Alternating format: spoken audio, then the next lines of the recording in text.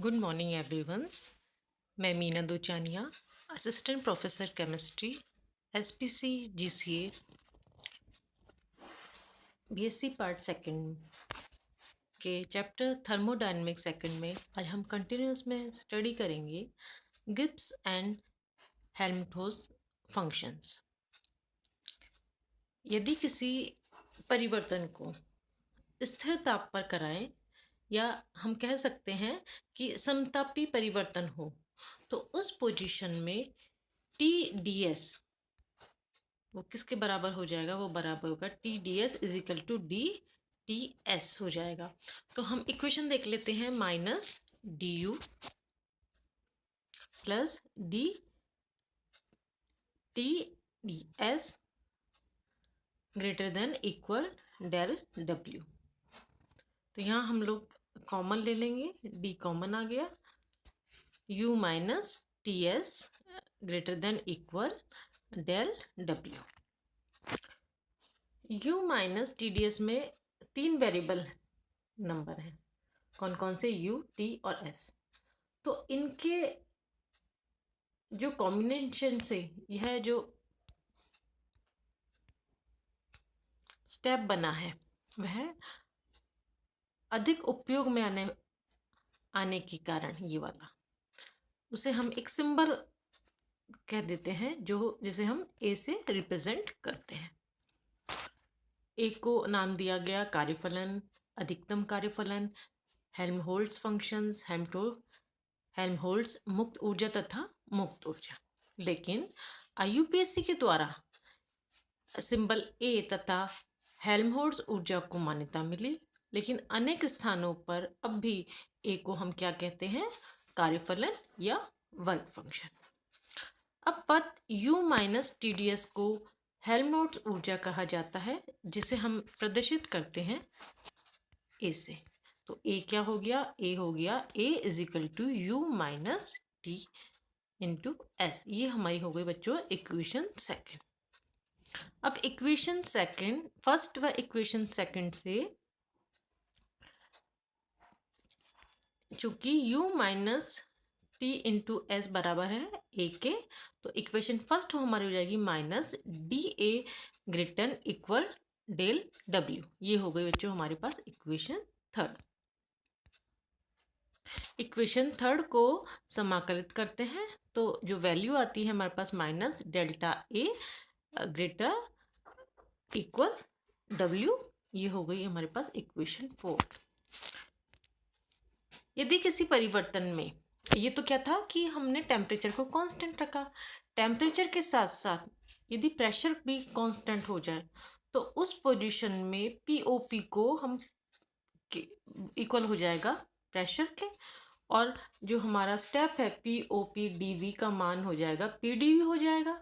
क्योंकि P constant है अतः पीडीवी इक्वल हो जाएगा D bracket P into V हो जाएगा।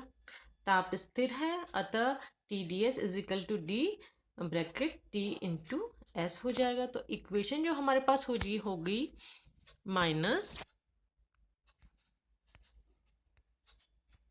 D U minus D bracket P into V bracket close plus D bracket T into S bracket close greater than equal del W. अब हम इस सब को कॉमन निकाल लेते हैं, D minus D U plus P V minus T into S greater equal del W A. ये हो गई हमारे पास इक्वेशन फिफ्थ। इस प्रकार हमारे पास चार वेरिएबल नंबर हो जाएंगे। इस वाले स्टेप में चार वेरिएबल नंबर हो गए का थर्मोडायनेमिक में बहुत ज़्यादा यूज़ होता है, अतः इस स्टेप को भी एक नाम दिया गया। इसे कहा गया गिब्स फलन या गिब्स मुक्त ऊर्जा। केवल मुक्त ऊर्जा का नाम ही दिया गया। आईयूपीएससी में इस स्टेप का नाम दिया गया गिब्स एनर्जी तथा इसे सिंबल जी से शो करते हैं। लेकिन गिब्स ऊर्जा को क्या कहा गया? मुक्त ऊर्जा कहा जाता है। तो जी को हम रिप्रेजेंट करेंगे, G is equal to U plus P into V minus T into S. ये हमारे पास हो गई इक्वेशन 6। हमें पता है कि H इज इक्वल टू होता है H is equal to U plus P V. तो G को हम लिख सकते हैं G is equal to H minus T into S. और A हमारे पास क्या होता है, A होता है U minus T into S. तो G को इस तरह भी लिख सकते हैं G is equal to A plus P V. तो G इज इक्वल टू हो गया U plus P V minus T into S, या H minus T into S, या A plus P V, equation 6। अब इक्वेशन 5 और equation 6 से value आएगी minus D G greater equal del W A. ये हो गई इक्वेशन 8। अब इक्वेशन 8 का भी हम लोग समाकलन कर देते हैं, तो हमें मिलती है minus delta G greater equal W A. ये हो गई हमारे पास इक्वेशन 8। नेक्स्ट हम स्टडी करेंगे Gibbs function G and Helmholtz functions A as thermodynamic quantity.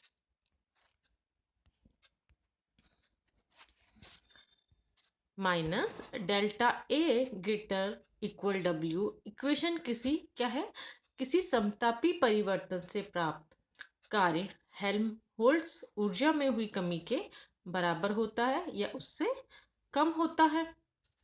बराबर का चिन्ह कब लगेगा, जब जो प्रोसेस होगा वो क्या होगा, उत्क्रमणीय होगा। अतः किसी उत्क्रमणीय समतापी परिवर्तन से दिया गया अधिकतम कार्य उसकी हेल्महोल्ट्ज ऊर्जा से हुई कमी के बराबर होता है, और इस कार्य में समस्त प्रकार के कार्य सम्मिलित हो जाएंगे।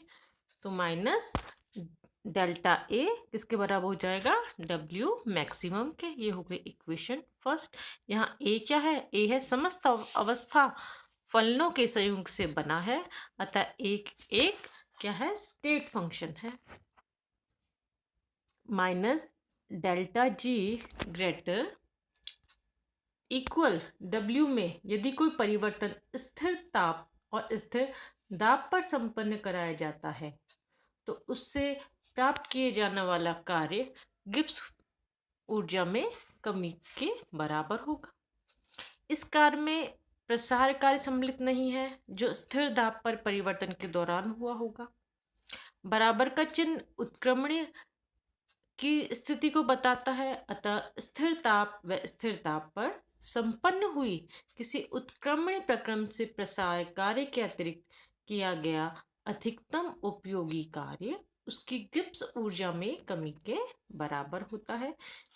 Minus delta G is equal to W A maximum. ये हमारे पास हो गई इक्वेशन 2। चूंकि गिब्स ऊर्जा भी समस्त अवस्था फलनों के संयोग से बना है, तो हमने देखा कि ए क्या है, एक स्टेट फंक्शन। तो इसी तरह से जो समस्त अवस्था फलनों के संयोग से बना है, तो हम गिब्स एनर्जी को भी एक अवस्था फलन है। Thank you.